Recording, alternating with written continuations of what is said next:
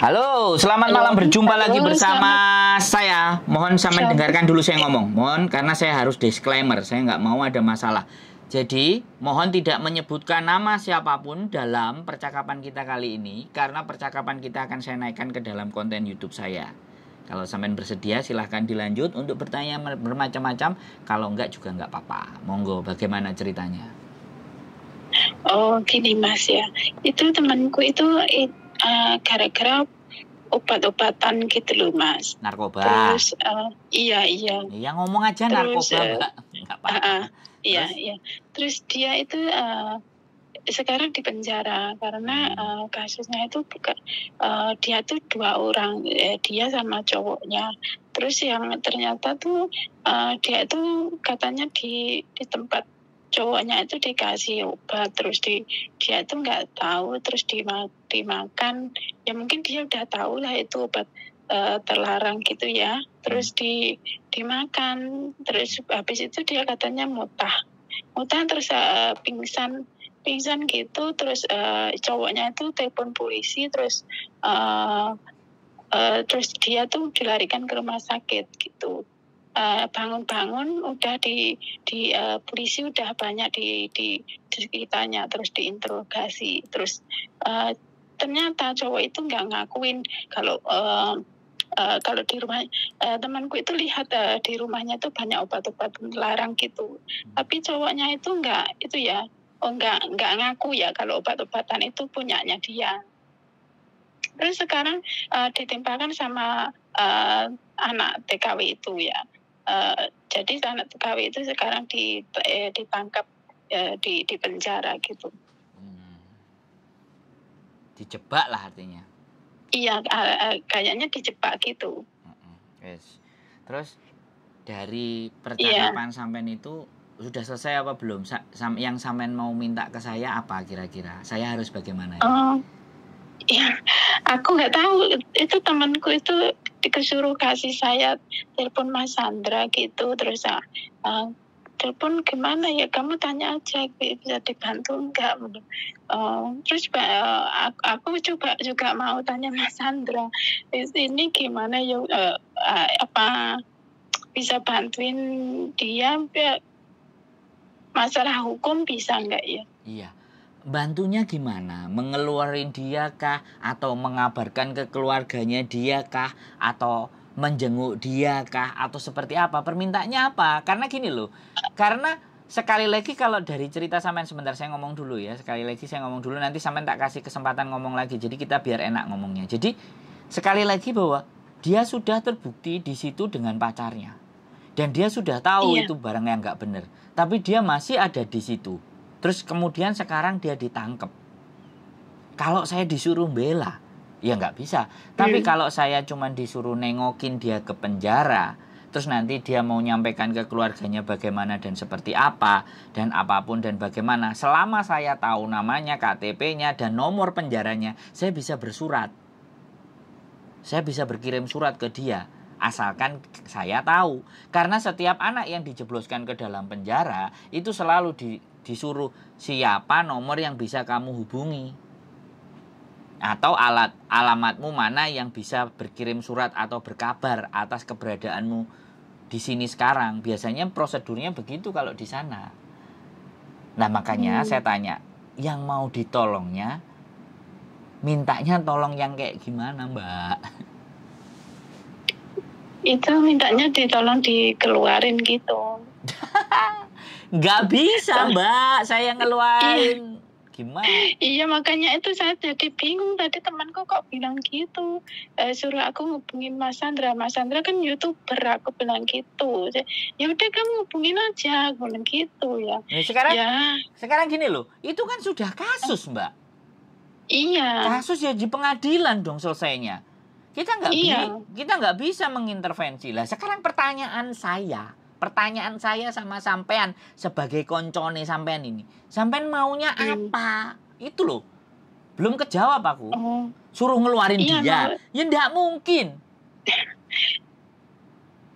Kalau sampean bilang suruh bela kasusnya dia, yang berhak KJRI. Yang membantu kasusnya dia nanti KJRI, bener nggak? KJRI bisa bantuin ya, KJRI ya. Ya, KJRI itu ketika dia ditangkap, dia pasti sudah dapat laporan, nggak usah sampean bingung. Iya. Kok sampean jadi bingung? Nggak usah bingung, Iya, aku adik tadi sampean ta itu. Adik sampean apa apane bukan. sampean atau Enggak, aku bukan teman, aku juga nggak tahu. Aku gitu ya, di di tempatku asalku itu aku kenal dia. Terus di sini aku dapat kabar dia itu, terus cariin saya gitu. Terus dia teman-teman nyariin lainnya sampean? juga nyariin. Dia Iya, nyariin sampean. Iya. Terus? Berarti sampean Terus ditelepon pada saat dia di penjara? Iya. Iya, aku udah mengunjungi dia beberapa kali di penjara gitu. Terus dia ngomongnya apa sama sampean? Dia sih nggak ngomong apa-apa, tapi temennya lainnya tuh suruh saya ngubungi Mas Sandro gitu, katanya bisa bantuin gitu. Ya jadi aku kan juga bingung aku gitu loh Mas. Jadi aku mau tadi cuma mau tanya Mas Sandra gitu aja gitu loh. Ya nggak apa-apa. Sekarang sudah biarkan aja, biar proses itu berjalan. Sampean support aja. Kalau mau bawa sambal goreng tempe, bawa apa, bawakan. Kalau boleh dari penjara, makan. Udah gitu aja. Makanya bikin konten hati-hati. Orang kok main-main api. Nek wis kobong piye jal. Iya, sampean tenang saja. Sampean berdoa saja. Wong dianya yang di penjara aja nggak ngomong apa-apa sama sampean tenang-tenang kok sampean sing bingung karepe dhewe. Apa sampean ojo sampean nggawa obate pisan nanti sampean dicakot. Boten. Lah yo wis no. Selama sampean nggak merasa bersalah ya sudah, gawakno iwak asin, gawakno sambal goreng, gawakno rujak kayak opo buat dia seneng, udah gitu aja. Kalau memang sampean boleh ngajak aku Kak tulis buat dia, Mas Sandro pengen tak ajak ngobrol sama kamu, boleh nggak? Ya aku seneng nekani. Ini masalah hukum Mbak, gelem aku nekani. Sampean kapan mau jadwale ngajak aku pengen ngobrol. Lho enak, aku seneng aku ket biyen yo pengen ngendangi arek sing nang penjara modele koyo opo koyo piye aku sik gurung tahu kok. Apa meneh iki kasusnya keren. Obat-obat terlarang. Iki kasus keren, Mbak. Iya. Nanti pasti ada pengacara, bisa dari KJRI, bisa dari lembaga dari pengadilan menanyakan ke dia, kamu mau dibela sama pengacara apa enggak, kan kayak gitu. Ditanyakan sendiri itu nanti prosesnya. Jadi kita nggak usah cawe-cawe, kita nggak usah ikut-ikut. Nah kalau persidangannya boleh dihadiri, ya kapan persidangannya? Ya aku seneng nek dikandani oleh menghadiri, ya seneng. Iso ndelok, bisa mengabarkan ke teman-teman hati-hati loh, gitu loh. Kasus saya seperti ini, seneng-seneng cinta-cinta, tapi ojo sampai buta. Nenek ini kan cinta buta. Tai kucing rasa coklat. Aku juga nggak tahu itu anak itu gimana. Sampean aja nggak tahu dan dia nggak meminta apa-apa kok sampean sing bingung. Iya, itu temennya yang lainnya juga nyuruh saya. Aku juga bingung. Capek-capek ini barusan kerja, suruh itu. Ini tadi. Udah, wis diikutin saja. Kalau ada agenda mau nyambangi ya boleh sampean telepon saya. Mas, besok lusa atau tanggal berapa saya mau nyambangi, sampean mau ikut nggak? Kalau ikut tolong KTP ini sampean jenengi sopo, nomornya piro, tak sampaikan. Biar di sana ditulis. Jadi nanti kalau saya lapor ke penjara kan, oh ya boleh, karena orang penjaranya juga menginginkan orang ini untuk datang, kan gitu prosedurnya, bener nggak? Iya. Harus KTP terus cuma 15 menit Mas. Lah ya wis kan, sampean sing wis nglakoni, aku gurung tau nglakoni wis ngerti prosedure, tapi kan gak enek sing ngongkon aku nang penjara. Ya mbok pilih-pilih koncone sampean gelem, aku dijak kan ya aku seneng. Lho enak.